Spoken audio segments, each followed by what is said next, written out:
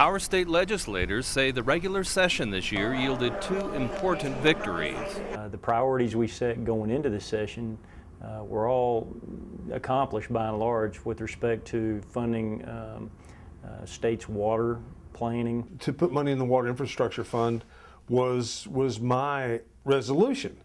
It became a little broader, went from $1.6 billion to $2 billion, and it's very important. In November, Texans will be able to vote for a constitutional amendment to fund the water projects. Education made progress too. We were able to really focus on public education and fully fund enrollment growth for the future biennium, and make sure that we restored as much of the cuts that previously were made in the previous biennium. Everything went pretty smooth.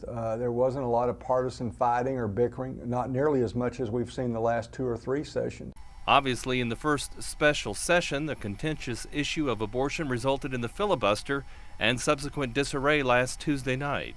Nobody anticipated the fact that the crowd that had really been very polite all day long would at the end of the day make things so loud and unruly that we couldn't even vote. Nobody anticipated members of the House of Representatives coming over to the floor of the Senate and participating in the protest. It's a shame that things sort of ended up the way they did in the manner they did.